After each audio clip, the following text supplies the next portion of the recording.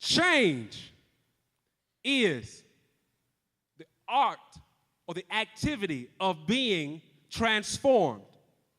It is being converted. It is the process of becoming different.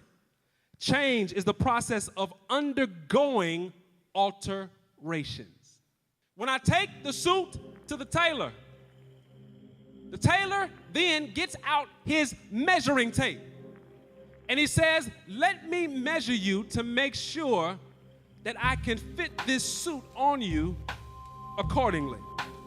The tailor is taking some things out of the garment so that when I put on the garment to step out in the garment will look like it was made for me. When you take the garment to the tailor, when he's measuring, he's also marking. When he's marking places of incision. When he's marking places of incision, he is marking places where he has to take his knife and cut things off of the garment.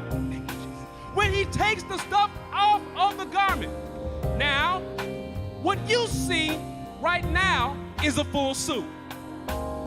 When you leave the tailor, he looks at his markings and he begins to cut here and cut there and cut here and cut here. And when you look at it from his eyes, it is all separated. But by the time you get your suit back, the arm is connected back. The arm is connected back. The back is sewn back together. The front is sewn like it needs to be sewn. And when you put the suit on, you walk in the mirror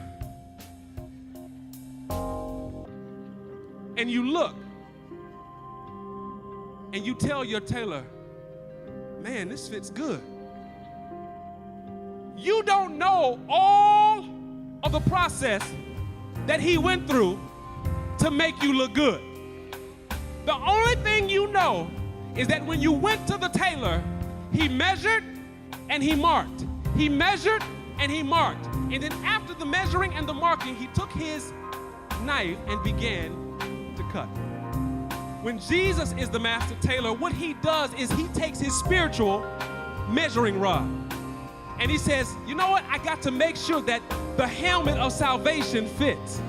I got to make sure that the breastplate of righteousness fits. I got to make sure that the shield of faith fits. I got to make sure that his feet are shod with the gospel of the preparation of peace. And I got to make sure that it fits. Why? Because the reason why it needs to fit is because, baby, you will encounter some battles along the way. You will encounter some testing times along the way. And if you have situations and circumstances that come and it is not fitting properly, you will lose the battle.